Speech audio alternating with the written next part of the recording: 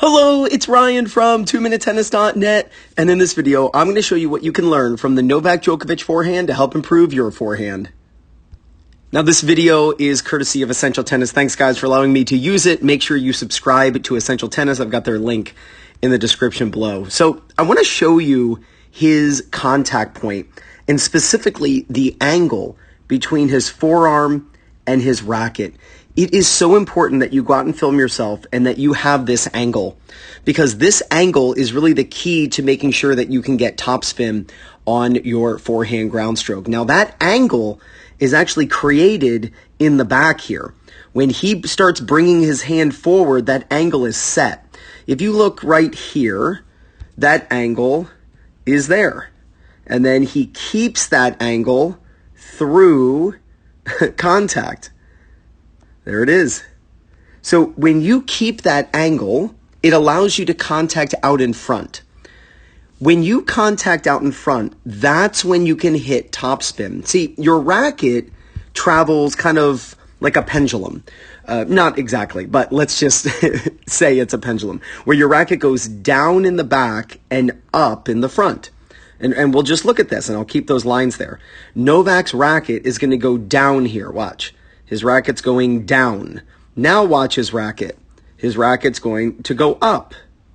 So the racket goes down in the back and up in the front. Well, if you're contacting next to you and you're making contact here, well, that's at the bottom of the drop.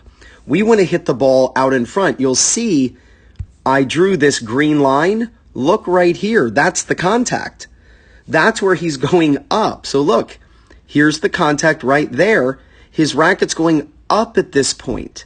That's what's going to impart the spin. Then you get the ball spinning over itself, and that's when you get a ton of topspin and a ton of control, and you feel like, oh my gosh, I can't miss. Now, how do we make sure that our strings face forward at contact? Because at this point, there are so many players I see, and especially beginning players who are learning the game, and their racket is wide open at this point, and they hit long. And they're like, why is my ball going out? I can't seem to get topspin. Well, remember, we have this angle, but there's more to the story. If you look at Federer, yeah. If you look at Djokovic's racket, I've been making a lot of videos. If you look at Djokovic's racket, his racket is tilted slightly closed at this point.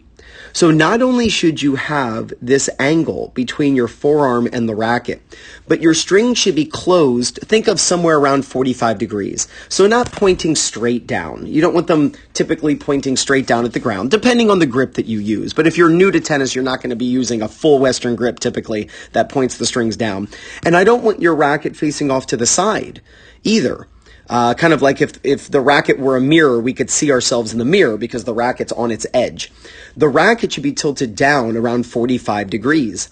That is what gets the strings to face forward when you contact the ball. Now, based on your racket speed, you can get away with having your racket a few degrees closed, as you see Djokovic do here. But since he's swinging up through the shot, he's going to be kind of with the friction dragging the ball up over the net with spin. But I can tell you, doesn't matter if you're looking at Federer or Serena or Del Potro or we'll take Rafa, they're going to close their racket face in this position with the wrist angle intact. This is what you call point the butt cap at the ball, right? So it's like you're going to point the butt cap at the ball. This is very common. But why do you want to point the butt cap at the ball? Because it gets the wrist angle correct. And that allows you to then contact the ball out in front and get your strings facing forward. If your wrist and racket are in a straight line, you're going to hit the ball way to the left. And that's why beginners tend to hit the ball way left when they're hitting forehands, because they contact out in front, but their wrist is straight with the racket. You want this layback. So the reason I make these videos, and I make these videos over and over again, sometimes I'm repeating myself. Why? Because I get so many new viewers every day, right? So this is the first time they're even viewing me. But also, it takes a long time to change a habit, and you got to hear things over and over again. I believe you want to learn things not until you get it right, but you want to practice it until you can't get it wrong. And by watching these videos over and over again, we are changing the way you think of the forehand and the backhand and the serve. I'm changing the way you think of these strokes so that you can improve the way you hit. So I really want you to practice. You're going to turn high. This is so common. You want to turn high and then drop. And that's what you see. This is the common C swing for racket speed. But make sure that you tilt your strings down at this point, focusing on pointing the butt cap at the ball, getting the wrist angle intact. Then you will swing up. You can see let me get to the contact height. So there's contact height. Look how his racket head is below. Now his hand is not below that point. And that's fine. His racket head is below his hand. So his racket has dropped below contact height, and now his racket comes back up to the ball. And that's going to be the low to high swing. You don't have to be way down here to get topspin. You can drop just a little below the ball to get topspin. Then now he's at contact height. Obviously he's at the yellow line, and now he's above. That's what we mean when we say low to high. You want your racket traveling from below contact to above contact. But that's only going to impart spin if your strings are facing forward when you strike the ball, or as Novak has here, a few degrees closed. Now he's not swinging down, obviously. So his strings are slightly closed, but his racket is traveling up as he hits that. That's what's going to give him the spin on the ball. Now you're only going to get your racket to face forward at this position if you have two things. If you have the wrist position set and you have the butt cap, right? The butt cap's going to point at the ball. That's going to take care of the wrist angle. So you want your contact point to be out in front, but you need your strings closed at this point. So go out and film yourself. And you should film yourself from the back view and from the side view. I gave a lesson to a guy yesterday, and he says, Ryan, I watch all your videos on YouTube. It's a guy I teach on court. And he says, I watch all your videos on YouTube, and I took your advice, and I filmed myself. And oh man, it wasn't pretty. I was expecting my forehand and backhand to look better. And that's true. We're used to seeing the best players in the world on TV and on film. So when we watch ourselves, we're like, oh man, this isn't like my favorite player on tour. Well, it's true. None of us are going to look like that. Truly, if we did, we'd be on TV. So go out and film yourself, and ignorance is bliss. You got to know what you look like. Make the C swing.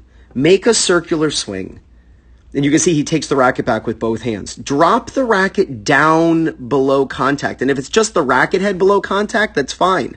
But make sure at this point that you have the butt cap pointing toward the ball with the strings pointing slightly down. And based on the grip you use, it's going to tilt down more or less.